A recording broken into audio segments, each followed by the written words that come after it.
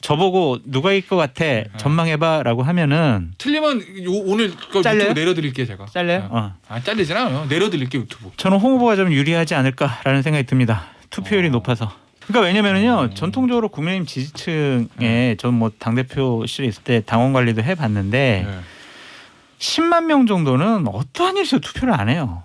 관리가 안 되거나 예를 들면 우리가 흔히 얘기하는 뭐 유령당원 같은 부분들이 있는데 이번에 뭐 50대 이상 60대 이상도 많이 들어왔지만 이렇게 높은 거는 40대 이하의 투표율이 기록적으로 높다라고 추측할 수밖에 없어요. 그러면 일반 국민 여론조사를 해보면 40대 이하에서는 홍준표 후보의 지지세가 더 강하니 투표율이 높아질수록 홍준표 후보에게 유리하다라고 추측하고 분석할 수밖에 없죠. 근데 우리는 당원에 대한 객관화된 데이터는 갖고 있질 않아요. 그래서 이것도 저의 분석과 추측이다라고 말씀드립니다. 이게 뭐 엊그저께 중앙일보 재밌는 기사가 나와가지고 제가 좀 모니터 발무리를 해놨는데 이런 게 있어요. 자, 8월 말에서 10월 중순까지 국민의힘 당원이 이제 17만 명 정도 늘었다. 그러면 이제 홍 후보 쪽에서는 최근에 들어온 사람은 뭐 우리 이 젊은 지지층 뭐 이렇게 이야기를 하잖아요. 근데 이게 보면은 20대, 30대, 40대 이하의 증가 수치가 8만 200명. 50대 이상의 증가 수치가 11만 2,600명이에요. 그러니까 모수가 작았기 때문에 증가율이 늘어난 것처럼 보이지만 국민의힘은 여전히 이제 50대 이상이 좀 키를 쥐고 있는 게 있는 것 같고. 근데 저 얘기하는 거 보니까 50대? 윤석열 후보에게 마음이 있구만. 예? 그거를 자기 눈으로 남도 이렇게 보지. 네. 그런 부분이. 근데 저는 이제 과제를 이야기하고 싶은 건 있어요. 두 사람 다 약간 공통된 과제가 있다고 보는데 지금 이제 장 소장님 말씀하신 것처럼 20대가 이번 경선 참 좌지우지 많이 했죠. 홍 후보의 이제 이런 뭐 확 부스팅된 게 20대, 그 20대에서부터 30대 초반, 중반까지 확장되어 온 이런 흐름인데, 근데 저는 이런 게 있어요. 홍 후보가 사실 커리어라든지 지금 캠프 구성이라든지 20대한테 되게 이제 매력적인 그게 있느냐, 뭐 개인의 개인기 말고 저는 약간 고개가 갸웃거려져요. 그렇다면 이제 20대가 이런 표현을 쓰고 싶은데 픽한 후보란 말이에요. 홍 후보를 딱 우리가 찍었어 이렇게 하는 건데, 그럼 홍 후보가 됐을 때 20대가 예를 들어 민주당의 호남, 과거 이제 국민의힘의 50대 TK 이렇게처럼 전략적인 중심을 잡아가지고 바깥쪽으로 쭉 확장할 수 있는 그 축을 만들 수 있을 것이냐, 아니면은 조금 갈라파고스적으로 야 뭐 여자 공약 같은 거 하지 마, 뭐 하지 마, 뭐 이런 식으로 해서 갈라파고스적으로 확 수축될 것이냐, 그리고 우리는 뭐 홍준표 했는데 모르겠어, 정치 재미없어라고 이제 떨어져 나갈 것이냐. 그러면 홍 후보가 되게 어려움을 겪을 수 있고 수쳐야 되고. 김태현의 정치쇼.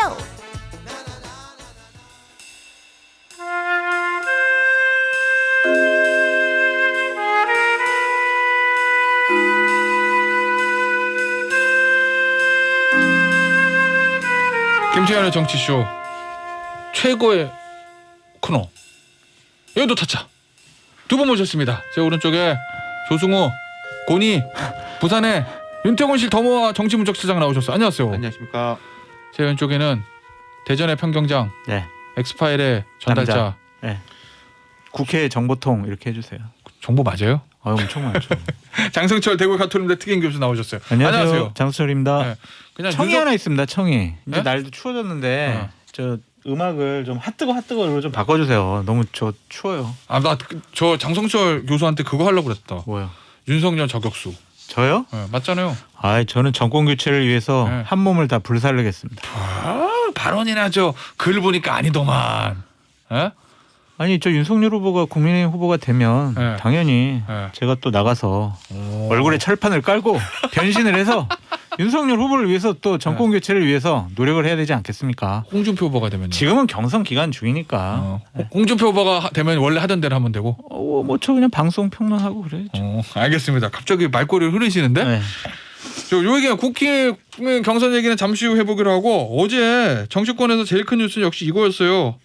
민주당 선대위 출범식.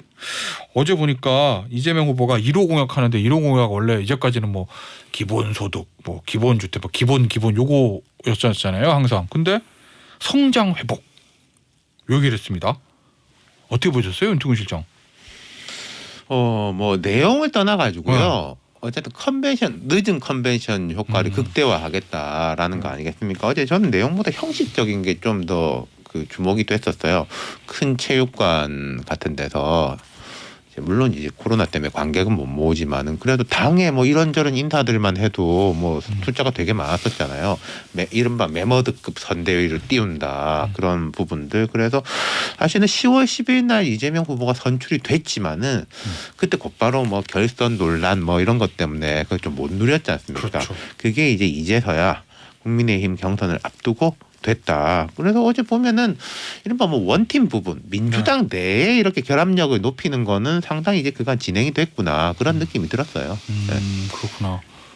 처럼 뭐 발걸음은 오른쪽으로 가고 있는데 네. 그다음에 뭐 눈길, 뭐 판단, 머리 이쪽은 계속 뭐 왼쪽에 있다라고 말씀을 드리고 싶어요. 어떤 그러니까 의미요? 이율배반적이다라는 얘기를 하고 싶어요. 뭐 성장 얘기하고 뭐 박정희 전 대통령 얘기도 하면서 어제 박정희 전 대통령이 고속도로 산업화의 고속도로를 깔았듯이 네. 나는 에너지 고속도로를 깔겠다 이런 취지 얘기. 뭐 말은 좋은데 본인의 생각과 판단과는 다른 얘기를 해서 좀 이율배반적이다라는 생각이 듭니다. 성장 얘기하면서 분배, 보편적 복지 얘기를 해요. 이게 맞아요? 안 맞아요. 성장 얘기하고 좀 오른쪽에 가는 정책을 얘기한다고 하면서 뭐 보편적인 재난지원금 얘기하고 뭐 음식점 총량제라는 이런 약간 사회주의성 있는 얘기를 합니다. 좀 이거 맞지 않은 것 같다라는 생각이 들고 뭐 공공주택 또 뭐 개발이익 환수제 이런 것도 얘기를 했는데 과연 이게 큰 그림과 그 안에 있는 물감의 색깔이 같은 거냐 어울리냐 그런 의구심이 있습니다. 그 내용적인 부분을 저도 조금 이야기해 보자면은 뭐 그런 것보다 원래 이제 국민의힘 후보가 되더라도 일정 부분은 진보적인 정책, 뭐 일정 부분은 이제 보수적인 정책 쓸 수밖에 없으니까 그런 칵테일은 문제가 되는 게 아니라고 보는데 이재명 후보가 됐을 때 직후부터 그런 이야기를 했단 말입니다. 과감한 국가 주도로 경제 우상향을 이끌어내겠다. 그리고 어제도 이제 박정희의 이제 고속도로, 나는 에너지 고속도로 이런 이야기를 했는데 그 관통하는 게 있어요. 성장이든 분배든 간에 국가의 부분을 되게 중시하는 거. 근데 이제 박정희 대통령 시절은 1965년 뭐 이때지 않습니까? 경부 고속도로가 될 때. 지금 이게 2021년인데 그게 이제 국가 주도의 이런 부분. 물론 국민들이 대통령한테 원하는 거 이제 과감한 실행력 이런 게 있는데 막상 또 이걸 하려고 하면은 뭐 이명박 전 대통령 있지 않습니까?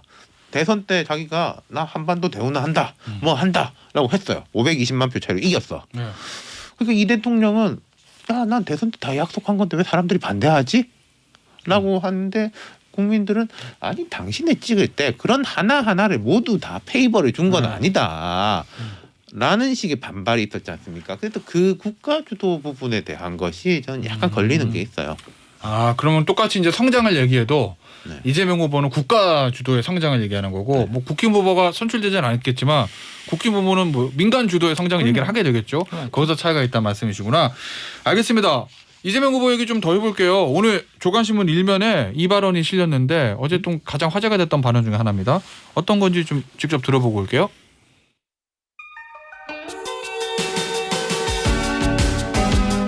높은 집값으로 고통을 호소하는 국민들을 보면서 죄송한 마음을 금할 수가 없습니다.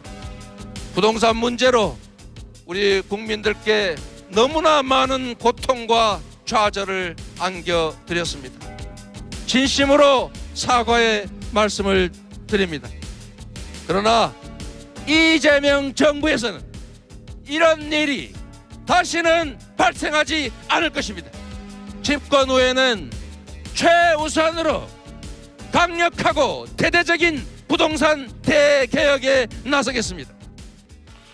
일단은 부동산 문제로 많은 고통과 좌절을 들여서 진심으로 사과하듯 말씀드린다. 이재명 정부에서는 이런 일 없을 거다. 유혹이거든요. 어제 이제 언론도 주목하는 건 이 부분이었는데 이재명 정부란 얘기를 7번을 했다고 하더라고요. 야, 그걸 다 센 거예요. 그죠? 예. 이재명 정부 7번 얘기하고 그 다음에 문재인 정부의 부동산 정책 실패를 사과. 뭐 실패라는 단어는 쓰진 않았지만 그리고 공급 위주로 정책을 좀 바꾸겠다 이거잖아요. 그럼 어제 요거만 보고 나서 이재명 후보가 문재인 대통령하고 차별에 나섰다. 이렇게 판단해도 되는 거예요? 국민이 가장 선긋기? 분노해하고 있는 부분에 네. 대해서는 정책적인 차별화를 꾀하는 것이다. 정책적인 차별. 예, 부동산에 말씀드리고 대해서는. 싶어요. 예. 네. 이 부분은 국민들이 가장 분노해하고 있잖아요. 힘들어하고 어려워하고. 그러니까 이 부분에 대해서 문재인 정권 부동산 정책 잘했습니다. 제가 개선하겠습니다. 할 수 없잖아요. 당연히 이 부분은 건드려야 되는 것이고 그게 첫 번째 문제고 두 번째는 뭐 많이 언론에 나왔지만 대장동 이슈 좀 희석시키기 위한 거 아니냐라는 건데 저는 좀 부탁드리고 싶은 게 있어요. 문재인 대통령께서도 지난 4년 내내 뭐 부동산 문제, 집값 문제 자신 있어요. 명운을 걸겠습니다라고 해놓고 이렇게 폭등시켰잖아요. 이재명 후보 어제 또 얘기했어요. 이재명 정부 명운을 걸고 부동산 문제 해결하겠습니다. 두려워요. 제발 이런 말 하지 마시고 최고의 전문가들 시장에 맡겨놓는 그러한 정책을 뭐 표해 주시기 바란다. 그런 말씀 드려요. 억지로 하지 마시라. 이 부동산 문제 어렵죠. 사실 뭐 야당 후보가 당선된다고 해가지고 뭐 금방 해결이 되겠습니까만은 이제 이재명 후보가 두 가지 부담이 있는 거. 현 정부에서 어쨌든 가격이 너무 오른 거. 그다음 대장동 이슈에 대한 거기 때문에 좀 문신의 폭이 좁은데 공급 주도를 하겠다. 공급을 이제 늘리겠다. 근데 보면은 과감한 뭐 공공주택 이런 식에 대한 이야기였는데 지금 그런 것도 앞으로 좀 더 봐야 될 것 같은 게 자 LH 사태 터져가지고 LH를 이제 쪼갠다 뭐 이런 식의 이야기 했지 않습니까? 근데 이번 성남 도시개발공사라든지 다른 경기도 쪽의 기초단체 도시개발공사들은 또 문제점들이 있는 거잖아요. 그럼 공공을 누가 할 거냐? 뭐 이런 문제라든지 이런 거 앞으로 이제 넘어야 될 산들이 많을 것 같아요. 그래서 이제 부동산 대장동에 대한 사과는 뭐 아주 작은 거니까 부동산 문제에 대한 사과가 있었던 건데 여기서도 이런 부분은 엿보였던 게 원팀이라든지 민주당이 힘을 합치는 거는 어느 정도 좀 자신이 있다. 시간적인 문제가 해결이 됐고 또 국민의힘에서 11월 5일에 뭐 누구를 선출하든지 간에 또 선출하면 와 저기 이겨야 된다라고 해서 우리 편을 좀 뭉치게 되잖아요. 맞아요. 그러니까 좀 문 대통령에 대한 뭐 차별화랄까 이제 정책적인 변화 같은 경우에 조금 여유가 있는 거죠. 이제는 10월 10일 그때는 되게 여유가 없었는데 이제 여유가 조금 생겼다 이런 느낌이 있었습니다. 그러면 이게 어제 다들 그렇게 얘기한 거잖아요. 이재명 정부하고 박정희 전 대통령에 대한 언급, 성장 전환이라는 거. 그게 어떻게 보면 현 문재인 정부가 좀 결이 다른 얘기들을 해서 그럼 이제 완전히 선긋기에 나서는 거냐?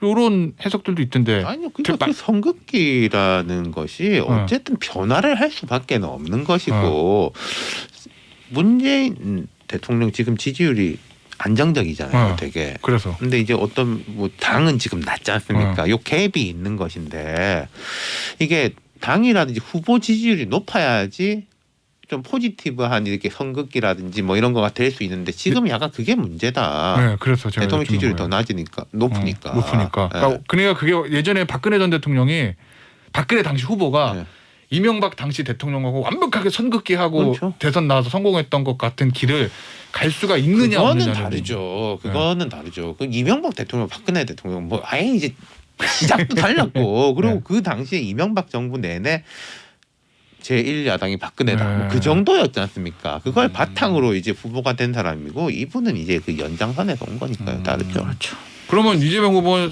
어떻게 포지션을 정해야 돼요? 대통령 청와대와 관계가. 저는 그게 제일 궁금해요. 섣부른 차별화는 패배의 가장 큰 지름길이다. 그냥 계속 이재명 정부라는 얘기만 하지 정책적인 차별화는 제가 봤을 때는 부동산 문제에서 끝날 것 같고 그냥 전반적으로 같이 갈 수밖에 없을 것 같아요. 전반적으로는. 제가 뭐 최근에 칼럼도 쓰고 뭐 몇 군데 이렇게 했는데 그 노태우 전 대통령 연결식 이렇게 보면서 그렇게 들었던 게 그 이재명 후보가 벤치마킹 할 수 있는 차별화의 제가 이제 모범 사례가 노태우. 전두환과 노태우의 모범 사례. 예를 들어서 6.29 선언 같은 경우에 이것도 뭐 기획자가 사실은 누구다 뭐 이런 논란이 있지만은 제 후보직을 걸고 민심을 받아들여야 되니까 이거 건의합니다. 라고 하니까 대통령이 후보의 뜻이 그렇다면 저도 받아들이겠습니다. 6.29 선언 됐죠. 맞아요. 그리고 그리고 그다음에 이제 세세한 차별화들이 되게 많았었어요. 전두환으로 하면 우리가 항상 그 떠오르는 것이 본인은 이렇게 말을 시작하죠. 노태우 후보는 항상 저는 이렇게 이야기했고 가방 들고 다니는 모습들 원탁 회의하고 그리고 뭐 이런 것도 있었죠. 배우자는 절대 앞에 나오지 마라.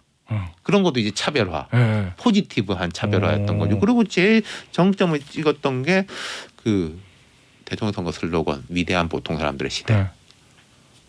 이제 중산층 보통 사람 이건 내가 이끌고 가겠다. 과거 이제 뭐 군부의 강력한 좋게 말해서 강력한 리더십이라든지 나쁘게 말해서 권위주의하고는 내가 군인이지만 선을 긋겠다. 이런 차별화들. 그건 이제 전임자가 볼 때 약간 불편하게 하겠지만은 뭐 나쁜 이야기를 하는 것도 아니고 영린을 건드리는 차별권은 아니라는 말씀이시구나. 그렇죠. 좋은 쪽으로 쌓아가는 차별화였던 그런 식의 차별화를 시도할 거다. 알겠습니다. 국민의힘 얘기 넘어가기 전에 이거 하나만 짚어볼게요. 선대위 꾸렸잖아요. 어제 뭐 이낙연 전 대표도 들어오고 다 들어오긴 했어요. 근데 대부분 이제 선대위를 꾸리면 외부 인사 깜짝 역인 뭐 이런 이벤트라고 그래야 되나? 그게 있는데 어제는 그건 없었단 말이에요. 뭐 앞으로 있을지 모르겠으나 누가 들어올 수 있어? 어떤 정도의 깜짝 인사를 영입해야 효과가 있을까? 모르겠는데 그냥 김종인 위원장 정도 다시 데려다가 쓰시면은 그러니까 뭐 민주당 쪽 사람들이 뭐 그런 이야기 했죠. 김종인 위원장이 이재명 후보에 대해 가지고도 뭐 나쁘게 생각하지 않는다 이런 이야기 했는데 그러니까 메머드급 선대위 어제 떴지만은 보니까 우리 식구들 다 모여라였잖아요. 다 그냥 그런 거. 그래서 제 생각에는 이재명 후보나 선대위에서 계속 그런 뭔가 작업은 하고 있을 것 같아요. 아니 저 사람이? 라는 식으로 또 그게 보면은 국민의힘 경선 이후에 약간 더 가능해질 수도 있을 것이다. 오히려? 예컨대 어떤 중도 쪽에 있는 사람이 맞아요. 나는 국민의힘 뭐 네. 지금 두 명이 경쟁하는데 네.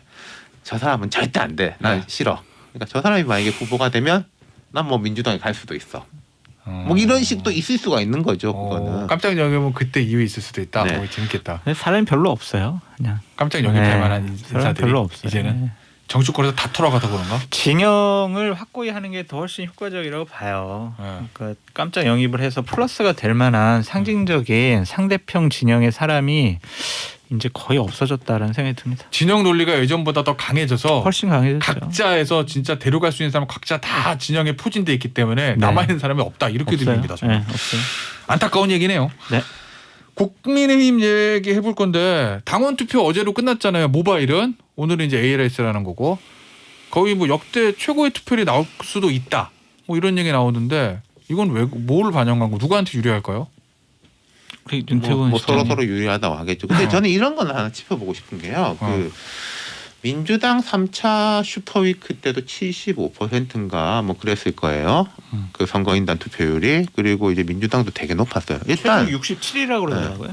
일단 기술적인 장벽이 되게 낮아졌다. 과거에 비해 가지고 당원 갑 입당도 그렇고 이런 투표하는 것도 그렇고 되게 쉬워졌다. 편하게 말씀드리니까 네, 그리고 어르신들도 할 수 있을 만큼 되게 쉬워졌다라는 게 이제 첫 번째. 그다음 과거에는 우리가 이제 사실 이 당이건 저 당이건 간에 입당 이렇게 보면은 야 뭐 우리 동네에서 뭐 직능 단체 뭐 네. 향후에 동문회 우르르 이렇게 명단 들고 와가지고 뭐 이렇게 뭐 쓰고 그런 거 사실 좀 있었지 않습니까? 내가 당원인지 모르는 사람도 네. 있었어. 근데 최근은 어느 민주당이건 국민의힘이건 간에 자발적 가입이 훨씬 높다. 그리고 이 자발적 가입을 한 사람들은 결국은 특히 국민의힘 같은 경우 최근에 자발적인 가입을 올해 같은 경우에 한 사람들은 우리 당 지지율 오르니까 그리고 올라서 오는 사람이면 내가 대선 후보 한번 뽑고 싶으니까 가입한 사람들 아니겠어요? 그러니까 투표율이 높은 거죠. 그리고 일단 뭐 또 보태자면은 홍윤, 윤홍 경쟁이 치열하니까 원래 경쟁 치열하면은 투표율 높아지는 거죠. 자, 그래서 우리 윤태곤 실장은 누가 될 것 같다. 대놓고 물어봅니다 그냥. 아까도 대답 안 하시더라고요. 예, 제 생각은 있지만은 말씀을 드리지 않겠습니다. 해주세요. 안 됩니다. 본인은 할 거라는 얘기구나. 예, 네? 장성준 소장. 그러면 누가 유리해요? 투표율이 높은 이유는 원인 분석해 주셨는데 이 높은 투표율 누구한테 유리할 것 같아요? 이런 것도 사실 네? 몰라요. 제가 이게 이거는 제가 말을 하기 싫어서 안 한다기보다 틀리면 우리가 과거에도 보면은 뭐 네. 무슨 75% 이상이면은 누구가 유리하고 대선 앞두고 뭐 몇 프로 이하고 막 다 그게 다시 때려잡는 식인 거지. 까봐야 그렇구나. 아는 거죠. 저기 우리 다솜 작가가 사전에 취재할 때 윤태곤 실장이 누가 될 것 같다고 얘기했다고 써놨거든요 여기. 내가 안 읽을게요 이거. 예? 안 읽을게요. 장성주 소장. 다음부터 예측할 때는 네. 천공 스님을 모셔다가 예측하는 걸 물어보시고요. 장성주 소장 누가 될 것 같아요? 그러니까 천박한 인간의 머리로 네. 어떻게 하늘의 뜻인 민심을 우리가 예측할 수 있겠습니까? 근데 제가 계속 얘기하는 것은 투표율이 55% 넘으면 네. 홍 후보와 네. 윤석열 후보의 당원에서의 민심의 격차가 상당 부분 줄어들 수 있다. 그리고 당원 투표에서 65% 정도까지 가면 네. 거의 비슷한 수준으로 당심에서 나올 수가 있다. 표본이 많아지니까 그렇다는 얘기예요. 예. 네. 그러면 일반 국민에서 여론조사에서 전화 면접에서 네. 대략 평균적으로 8% 정도 이기고 있는 네. 홍준표 후보의 역전 가능성도 배제할 수가 없다. 저보고 누가 이길 것 같아 전망해봐라고 하면은 틀리면 오늘 그 잘려요? 유튜브 내려드릴게요 제가. 잘려요? 네. 어. 아 잘리진 않아요. 내려드릴게요 유튜브. 저는 홍 후보가 좀 유리하지 않을까라는 생각이 듭니다. 투표율이 높아서.